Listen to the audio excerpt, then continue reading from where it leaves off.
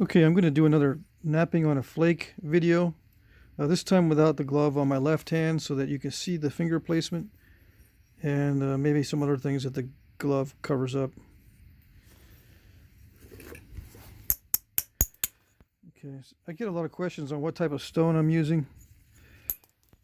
Most of it is Edwards Plateau chert that I collect myself, but a lot of it is flakes that I get from other nappers at a nap-in. They throw away their debritage. They don't make small arrowheads, so I go around and collect their waste flakes. So it could be a variety of different sources. This one here is a heat-treated piece of probably Edwards Plateau chert, and it's chert because it has a limestone cortex. That's how I can tell. If it has a chalky cortex like this, see how easy that crumbles? This is going to be flint. And this is Georgetown flint in this case. But the limestone actually sands down my fingernail. It's actually an abrasive coating. See that? So I'm not removing any of this cortex with my fingernail. It's actually removing my fingernail. Okay, so that's the difference between chert and flint.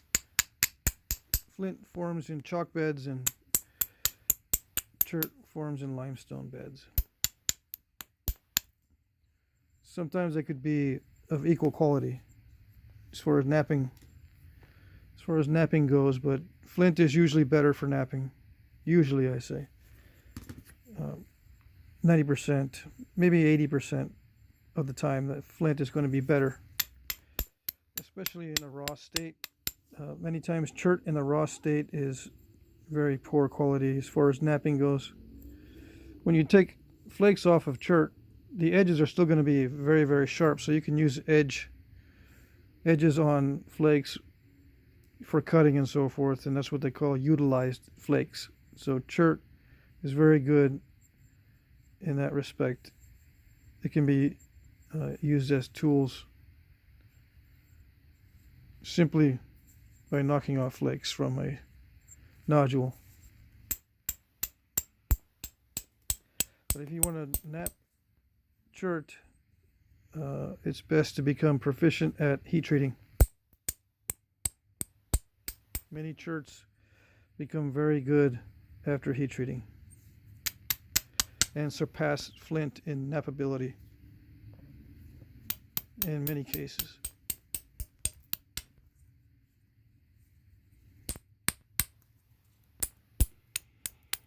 Okay, so I just knock off the very weak areas, areas like that I know are going to break. Now, how do you nap very, very thin flakes? If you're a beginner, I recommend staying away from those. Just don't nap the very thin ones. Let's see. Try not to nap these. Ignore this part. But some flakes you'll find are extremely thin all the way down, and new guys want to nap something this thin into an arrowhead, and I recommend not doing it. It's difficult enough for a experienced napper to not snap a point this thin in the final stages. So a beginner napping a flake this thin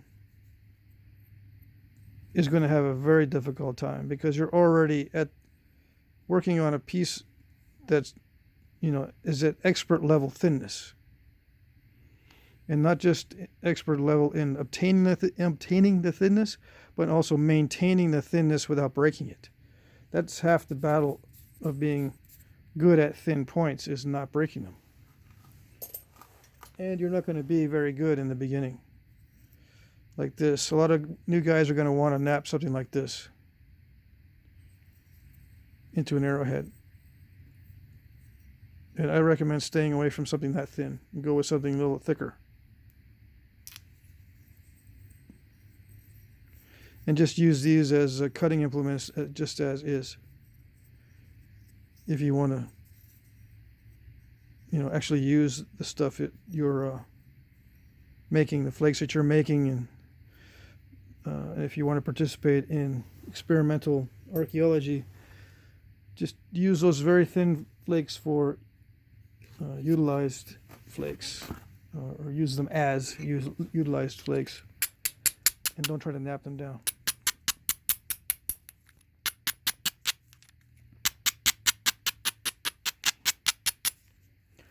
I probably will do a video.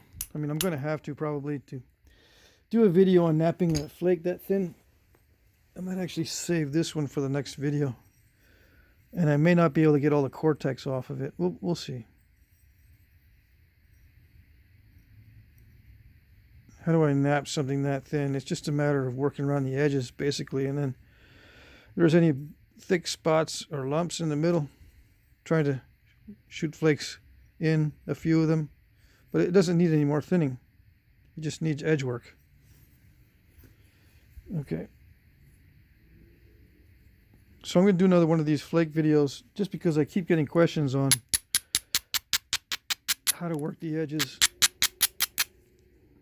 What's the difference between flint and chert? All the basic questions. How important is heat treating? How important is the tool, the material you're using? How does steel compare to antler? All those things.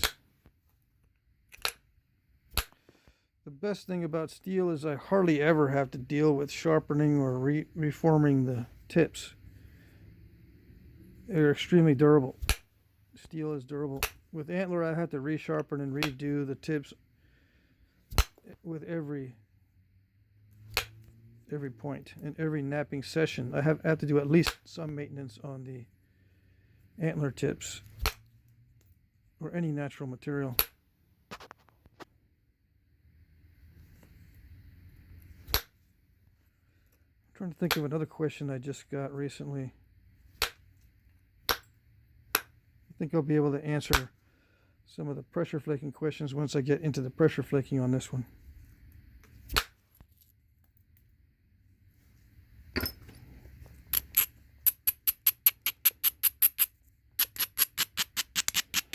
There's one thing about pressure flaking that I didn't really cover. Pressure flaking is very nuanced. You guys that are experienced with pressure flaking know that when you develop your skill, there's a lot of nuance in it. But once you have the skill, you kind of forget how you got there. I'm trying to remember myself how I'm getting to the point where I can send in long flakes. One of the things that I didn't discuss was, if you remember from the last video, I talked about the wobbling effect. When you're knapping and you're pressing and you get this wobble, or you get an unstable workpiece, that you overcompensate for the angle, and then as you push, the angle becomes correct. Well, there's one way you can also compensate for the wobble, and it has to do with the direction of force. You can, push inward to compensate for the wobble, instead of changing the angle and then the wobble correcting the angle. You can not exaggerate the angle, but you can start with the proper angle, right? You start with the proper angle, and then as it starts to move, instead of maintaining your same direction of force, you shift to more inward pressure. Okay? Shift to more inward. And what that means is, or what that's going to do is, it isn't going to be pushing the flake inward. It would if it wasn't moving and you push inward here, that's inward pressure into the flake. But if it moves and you're pushing inward, that is not pushing inward at the same angle. You're pushing downward. You see what I mean? So you don't have to overcompensate. You don't have to. The other way to do it is, if it starts to move, just push inward more. And it all has to do with a very subtle, very nuanced control of your pressure flaker as this piece is moving. And it's always going to move a little bit. If you have a large workpiece, it moves very little. If you have a small workpiece, it moves a lot.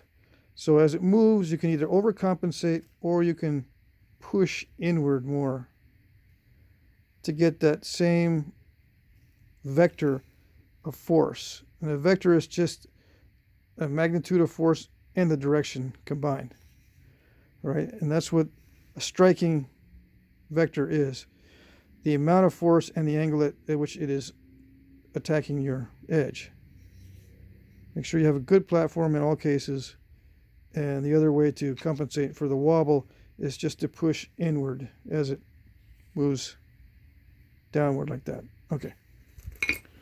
So I'll probably do that again, explain that again in a little bit.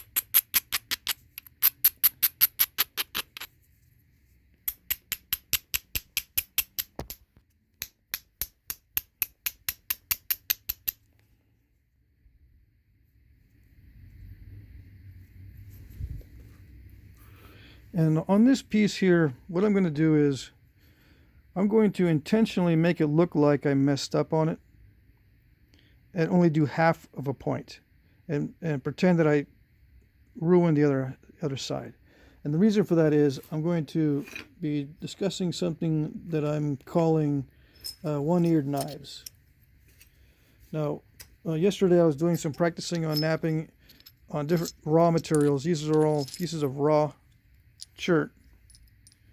Actually, no, this is a raw flint. This is raw Georgetown of a harder variety.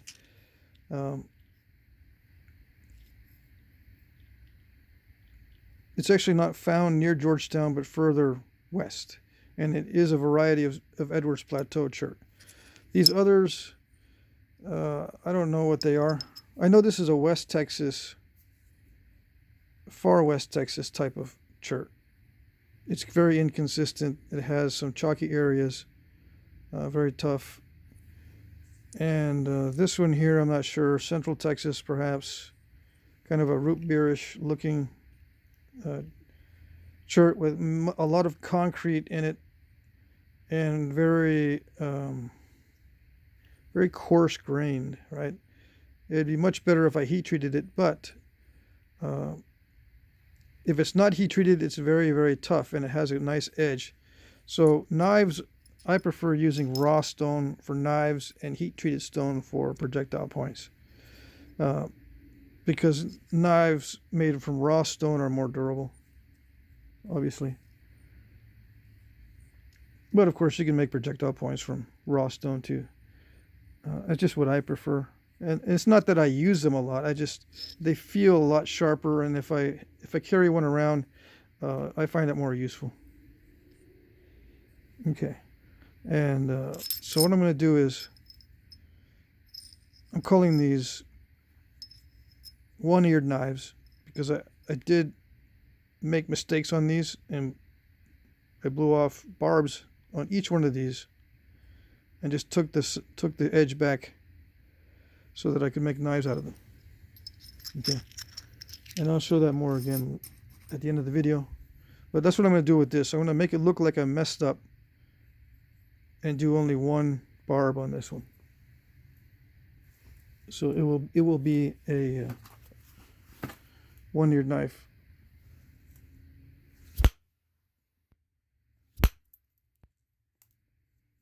That's what I call it anyway.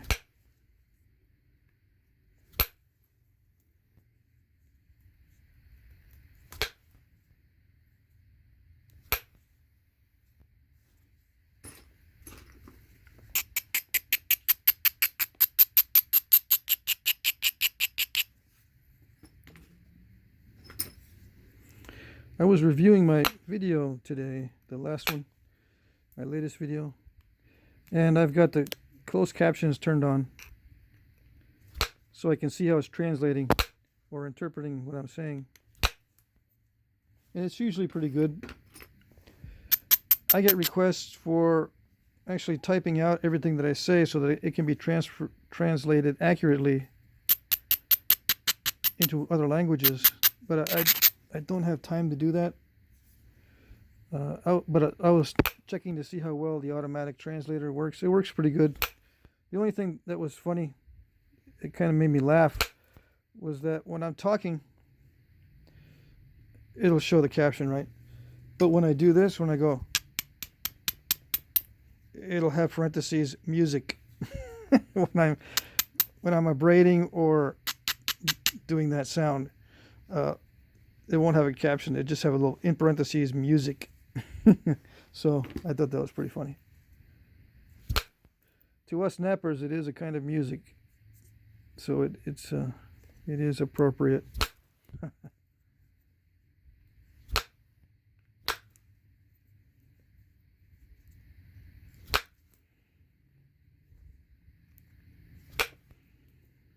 Anyway, what I'm doing is I'm trying to straighten out the ends. Probably should use my glove with the indirect. Finger placement is not that important with percussion. It's more important with the pressure.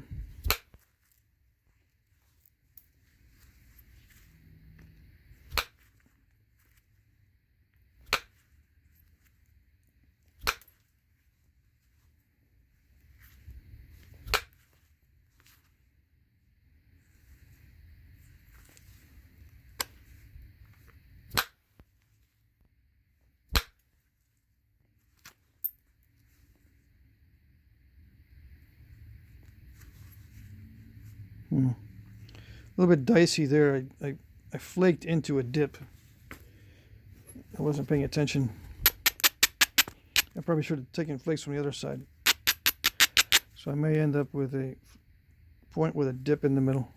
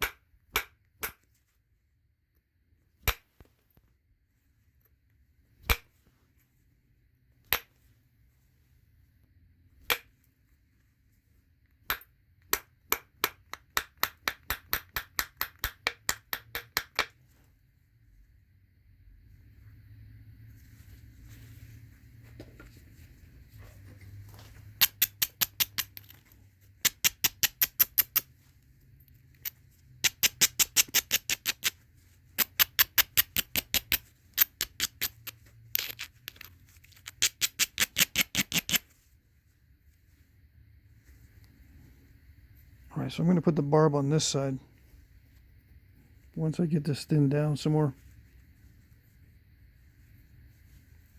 I'm thinking about leaving some of that cortex on there.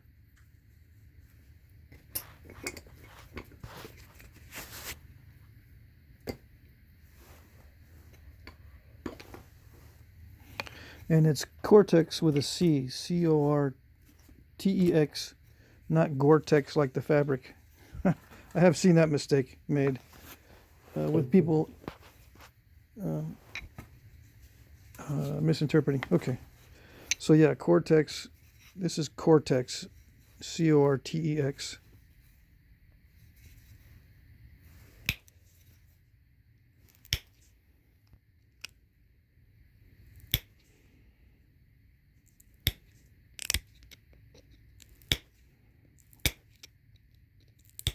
So you can see my finger placement, and all the pressure is in the front. I don't wrap my hand around it and then pressure flake. I kind of push the preform up to the front of the pad. I will flake into a depression if I'm able to, if it's wide enough, because the back end is not bridged.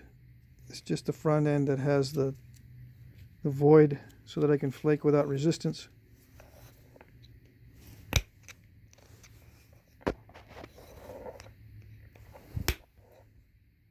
So as the workpiece moves, I'll push inward more instead of overcompensating for the angle. Because with a long flaker, I really can't compensate for the angle. If it was a shorter flaker, let's see. I can't find my old standby flaker.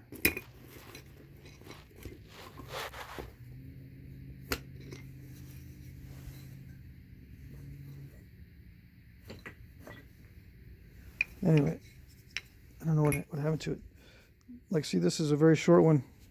I can compensate this way easily because there's nothing behind my hand to block it. With this one here, I've got it up against my leg and stuff, and it also touches my clothing, my shirt. So there's not much room here for me to compensate for this angle. So I'm just going to push inward. So there's various reasons for pushing inward instead of overcompensating.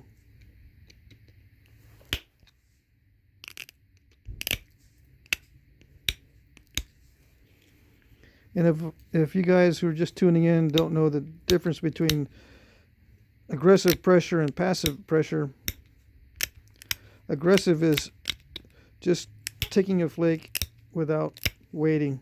It's just forcefully crunching through or blasting through, taking a flake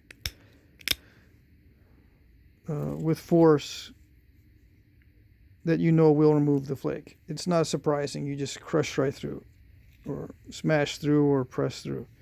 With passive pressure, you apply pressure and slowly increase it, and it'll surprise you when the flake is removed. That's passive. You're taken by surprise when that flake removes, but that gives you more control of the flake, and it's a better strategy for producing longer flakes. The passive pressure is better for longer flakes, in my opinion.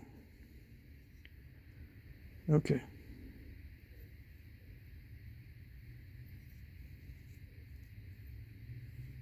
I'm just trying to figure out how I'm going to remove that cortex.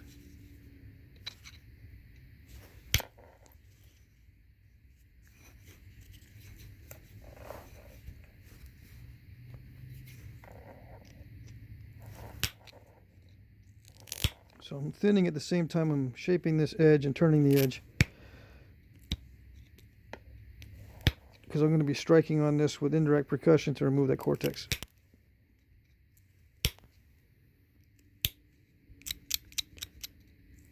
I had a question on how do you know when the edge is good for a good flake? When it doesn't do this. If it doesn't crush, let's see if I can get it to focus. If it doesn't crush, it's a good edge. Like over here, it wasn't crushing, but if it's crushing, it's not a good edge. You've got to make sure that it's going to blast a flake all the way down without crushing. And if you have to abrade a lot, if your style, or if you're just not able to avoid any kind of crushing at all, you've got to do a lot of abrading or do something to make that seat stronger. Some guys have a lot of force. They cannot start a flake at all without crushing unless they abrade and abrade and abrade and abrade and abrade, and then they can push off flakes without crushing the edge. That's fine. Abrade all you want. If it works for you, that's what you should do.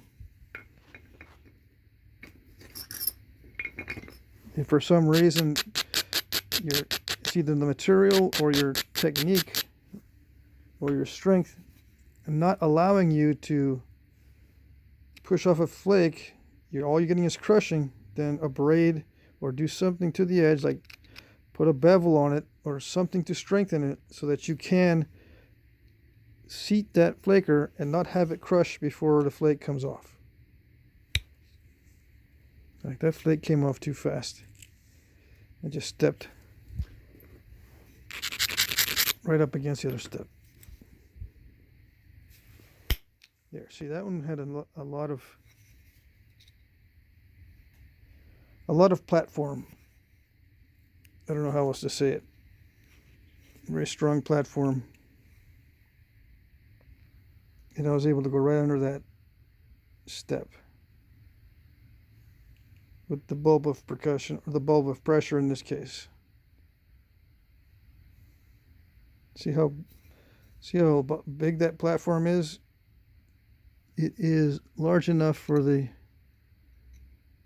a large amount of contact and a large amount of pressure.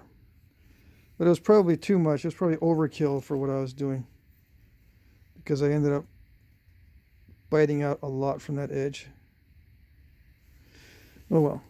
But I do need to take the edge back more, because it's, you know, it's bulging out. I'm going to straighten this out here. Put a barb on this side and a tang on that side there.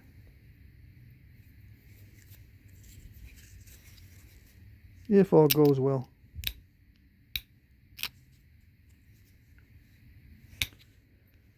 Again, if you're just tuning in, I'm intentionally making it look like I'm going to, or that I had broken this point, and then I'm just going to make a knife out of the broken point.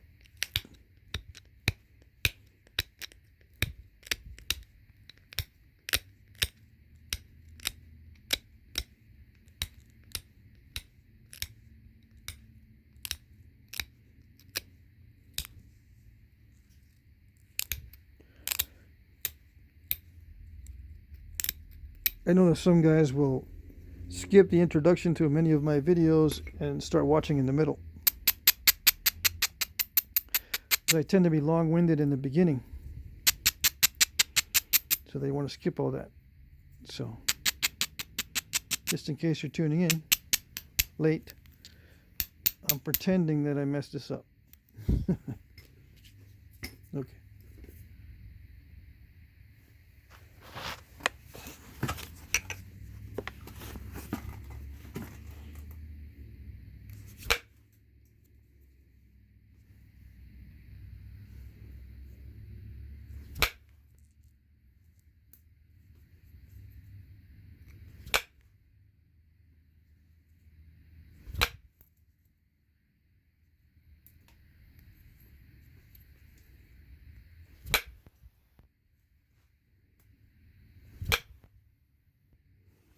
Yeah, for these strikes, they're hitting my fingers, so I used to just let it go, not paying attention to that, and I used to get a lot of cuts. I didn't care. But nowadays,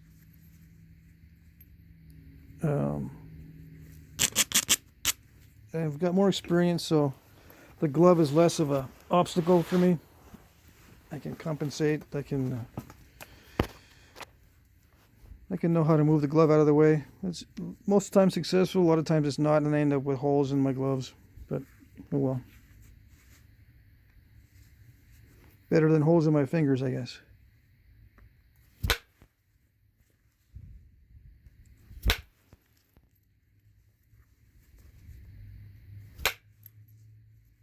Now, when striking on the bases, you have to be very careful with thin flakes, because they'll snap in half.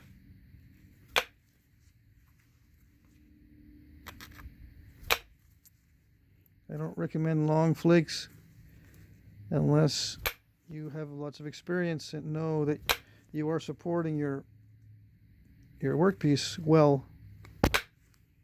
What that means is you've got contact all along the blade, you know, somewhere along the blade, to prevent vibration from, you know, popping the tip off or breaking it in half.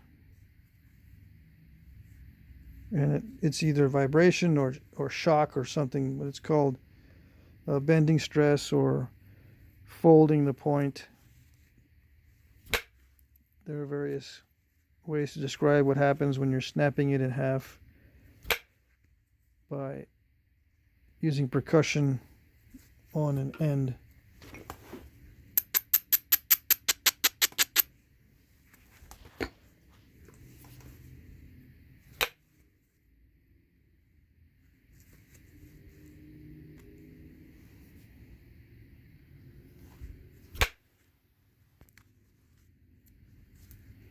Okay, I think that's about as good as I'm going to get it. As far as removing that cortex at this stage, I might be able to get more of it later.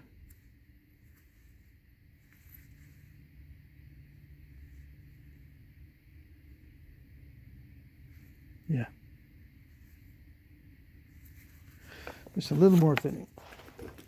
I just want to get rid of some of that lump there. So I'm going to take back this edge.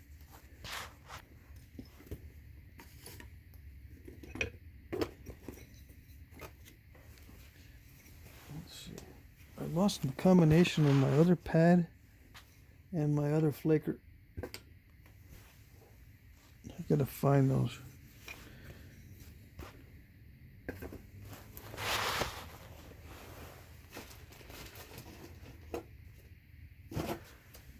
I don't think I removed. I was doing some knapping earlier. I don't know what I did with my my domed leather pad. I still have my domed combination wood and leather. With that domed leather pad and my other flaker, shorter than this, but with the same size nail, is missing. Anyway.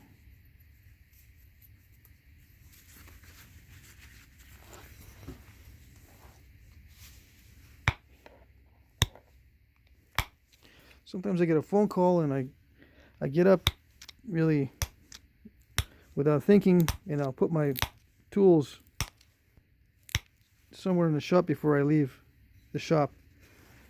You know, I'll put it down somewhere between here and the door.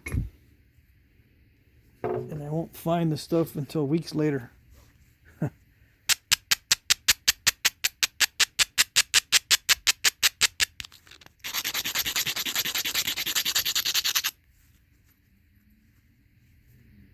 So that time I abraded a lot just out of laziness.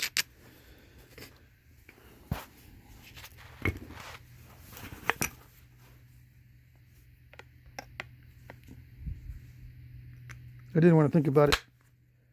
Just wanted to make it dull enough to run some flakes. I didn't have to abrade a lot of that edge. I just, like I said, it's kind of a lazy way of going about it. Just in case you're wondering if everything I do is planned and premeditated and due to experience, and the answer is no. Most definitely not. Sometimes I just